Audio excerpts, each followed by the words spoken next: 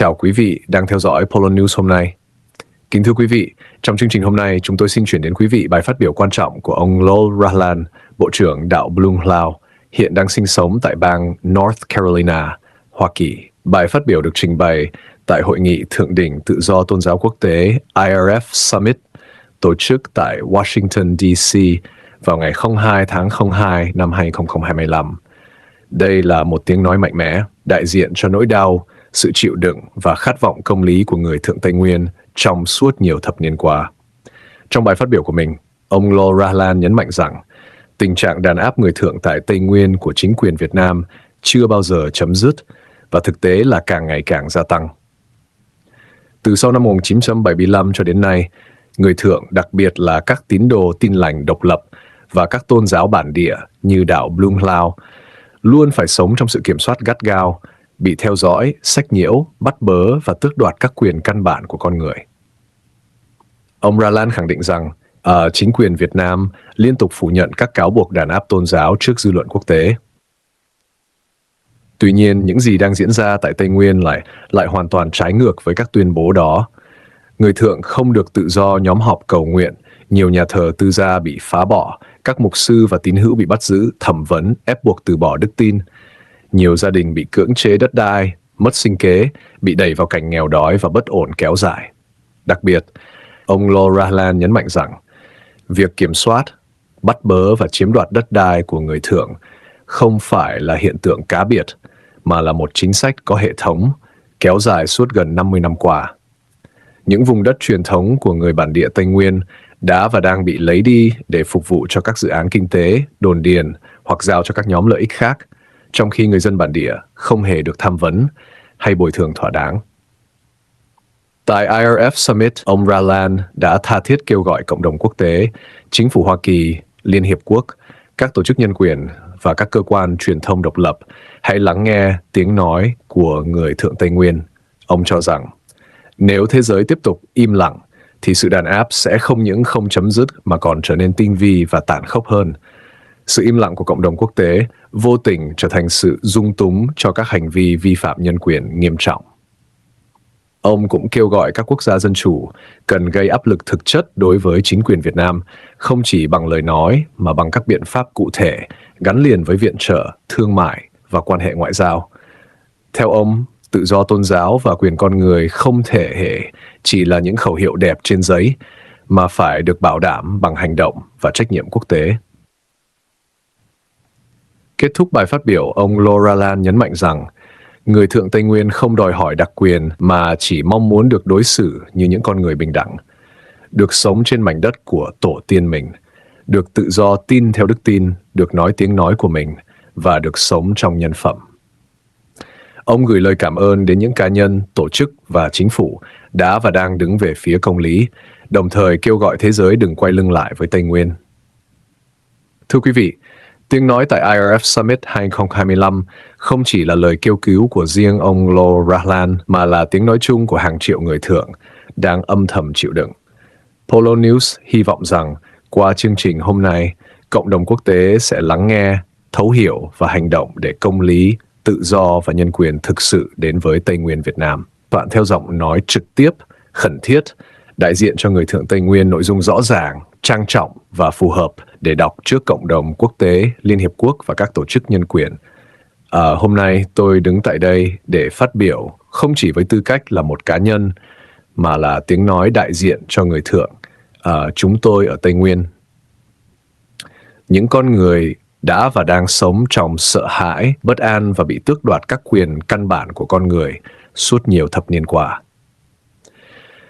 Tôi muốn nói cho cả thế giới biết sự thật, một sự thật mà lâu nay đã bị che giấu, bóp méo và phủ nhận.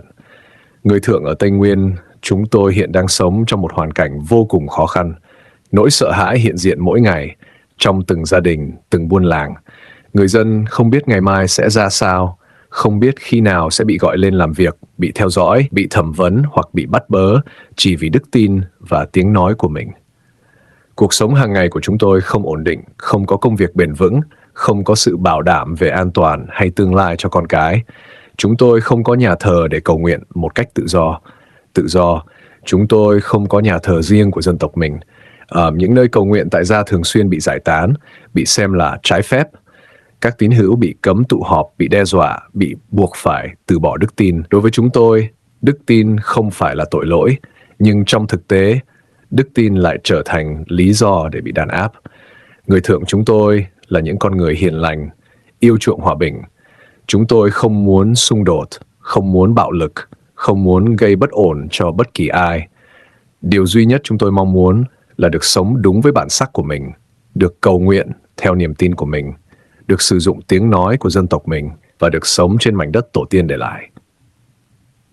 Hôm nay, tôi xin tha thiết kêu gọi Liên Hiệp Quốc, cộng đồng quốc tế, các chính phủ dân chủ, các tổ chức nhân quyền và tự do tôn giáo trên toàn thế giới, hãy lắng nghe tiếng kêu cứu của người Thượng Tây Nguyên. Chúng tôi cần sự giúp đỡ khẩn cấp, không phải bằng lời hứa suông, mà bằng những hành động cụ thể và thực chất. Chúng tôi kêu gọi cộng đồng quốc tế ủng hộ việc thành lập đạo Blung Lao First Christian Church tại Tây Nguyên, một tổ chức tôn giáo độc lập do chính người thượng sáng lập, lãnh đạo và phục vụ cho cộng đồng của mình. Đây không phải là yêu cầu chính trị, mà là quyền tự do tôn giáo căn bản, phù hợp với các công ước quốc tế về nhân quyền mà Việt Nam đã ký kết. Chúng tôi khẳng định rõ ràng rằng người thượng không muốn bị lợi dụng, không muốn tiếng nói của mình bị bóp méo hay bị đại diện sai. Chúng tôi không muốn tốn tiền của người thượng để duy trì những tổ chức không thực sự đại diện cho dân tộc mình. Chúng tôi mong muốn sự minh bạch, tự nguyện và đúng với niềm tin thật sự của cộng đồng. Chúng tôi cũng xin nói rõ rằng chúng tôi không muốn bị ép buộc theo cái gọi là Tin lành miền Nam Việt Nam, giả mạo, một mô hình tôn giáo bị kiểm soát chặt chẽ, không phản ánh đức tin thật sự của người thượng và chỉ phục vụ cho mục đích tuyên truyền. Những nơi đó không cho phép tự do giảng dạy, không cho phép cầu nguyện đúng nghĩa, và nhiều khi chỉ được dùng để cầu nguyện cho các lãnh tụ chính trị thay vì cho Chúa và cho cộng đồng. Đức tin của chúng tôi không phải là công cụ chính trị. Đức tin của chúng tôi là niềm an ủi, là sức mạnh tinh thần để tồn tại giữa áp bức và bất công.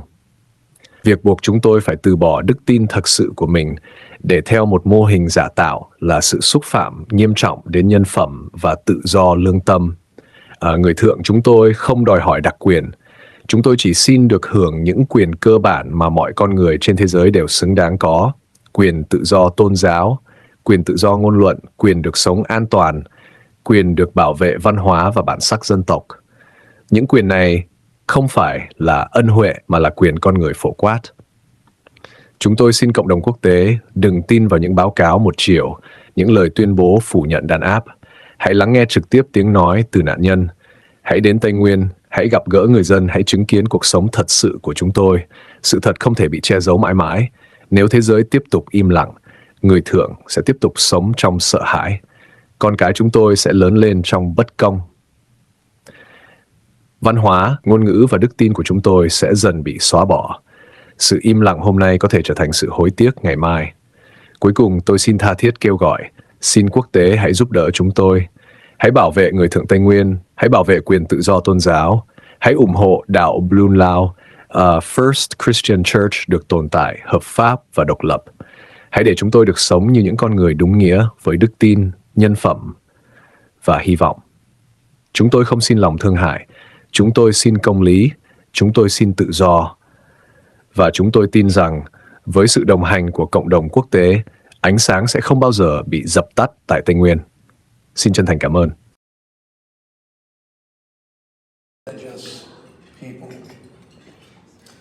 And while religious freedom protects and benefits those of any actual faith, and in fact, of no faith at all, and indeed it does, it possesses a unique ability and role because it is based in religion. And it is able to contribute to human flourishing and the common good because it is based in religion. That predisposition of the human person, that bent of every man, woman, and child to search for ultimate truth and meaning in a transcendent reality and to live freely in accordance with the truths discovered. And if indeed we are to live freely with the truth we discover,